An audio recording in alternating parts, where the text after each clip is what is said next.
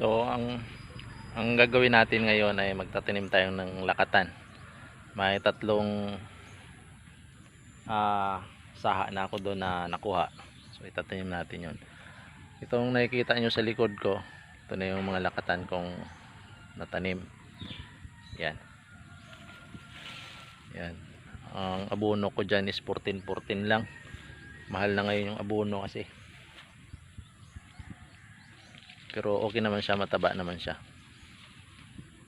So, nanyayahan ko kayo na mag-subscribe sa channel natin. At subaybayan nyo ako sa first time kong pagtatanim ng lakatan. Hindi tulad kasi ng ibang saging, yung lakatan daw masilan siya. Hindi tulad ng ibang saging na pagkatanim mo ay pabayaan mo na lang siya. Ito kailangan mo tong abunuhan daw mga every 3 months abunuhan mo siya. So medyo magasto, pero sulit naman pag nagbunga na, kasi medyo mahal yung lakatan compare sa ibang saging. So ayan yung mga lakatan kong natanim. Yan, medyo mataba naman siya. Yan, tulad ito, ang laki na nito. Ang lakatan kasi matakaw din to sa abono. Ito mayroong maliit dito. Yan. Yan. Tapos dito sa taas may tanim din ako mga latonda naman to. Hinalo-halo ka na. Yan. So pa yung isa. Namatay yung pinaka kuan niya. Pinaka saha. Pero may nagsanga. Ayan o. Ganda. Kaya pa tayo dito sa taas. Dati itong rice terraces hindi na kaya ni tatay taniman, matanda na siya. At ako'y wala namang hilig sa palay. Trabaho kasi yung palay. Yung palayan nga namin ayun. Ayun. Hindi na kaya ito kasi walang tubig to mag-aantay ka lang ng ulan. Yung isa, buhay na rin to. Yan o. Buhay na rin.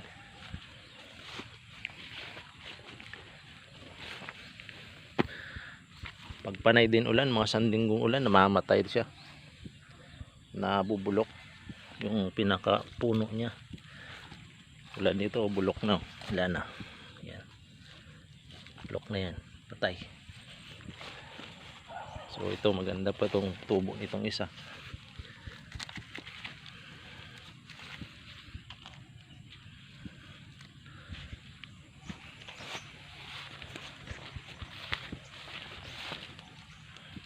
So every 3 months aabunuhan talaga to.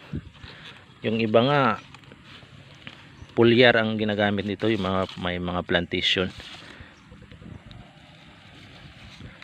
May mga tauhan kasi sila noon kaya naasikaso nila ng maayos.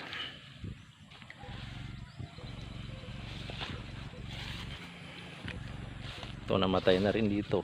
Wala na, ito siya. Patay na.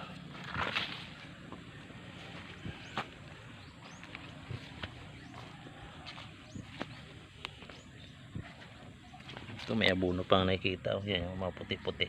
Abono yan. 14-14 ang ginagamit ko kasi matagal daw yung bisa nito. 14-14.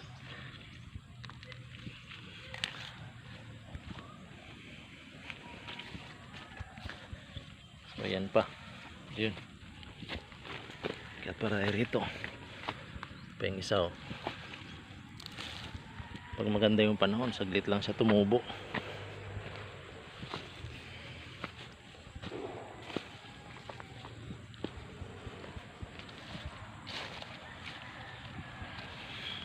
Itong isa tinanim din ba to?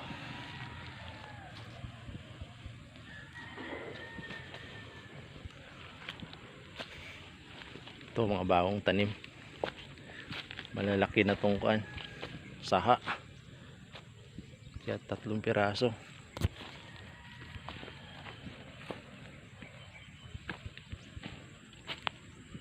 So itong mga ibang saging na to, yung mga sabato, espanyula, palitan ko na yan. Noon pa tinanim yan, gubat na rin eh. Balik tayo sa baba. Laki.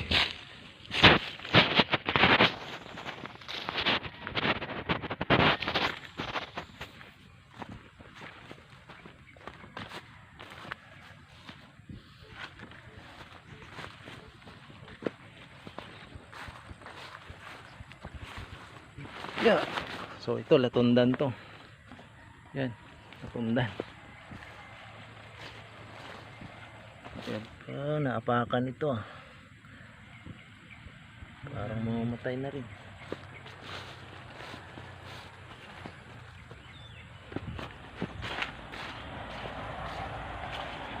So ito ang taba nito.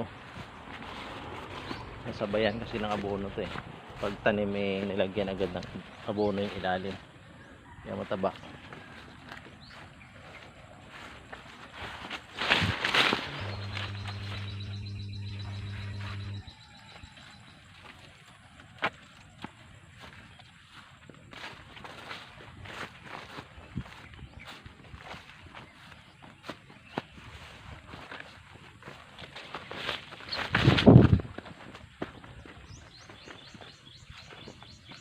So itong apat na to, tanim natin to. Yan oh. May mga sanga na siya oh. 3 piraso. Siguradong buhay yan. Kung mamamatay man ito, itong pinaka kanya, nanay niya, meron pang mga anak. Ito wala. Ito meron 2. Yan. Tanim natin banda rito. Yan.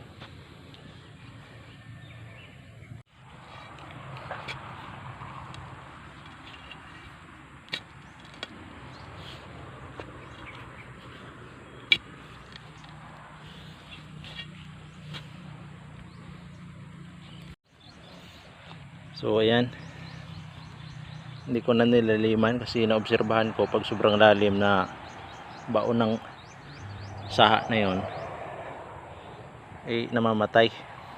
Yan, kaya ganyan lang kalalim. Mga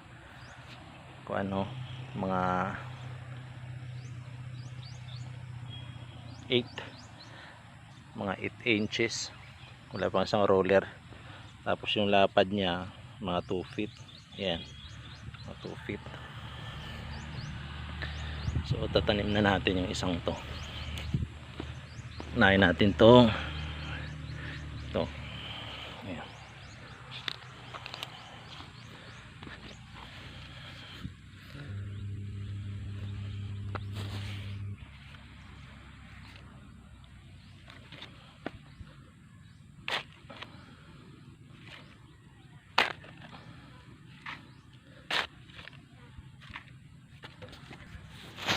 Ayan. Wag muna natin siyang punuin. Hanggang dito yung lupa niyan eh. Hindi pa ako nakabili ng abono. Abunuhan na natin na muna ipaikot. Yan. Yan, abunuhan muna natin dyan. Tanim natin lahat doon. May 3 pa doon. Tanim natin doon yung isa. Tapos isa doon na sa taas. Yan.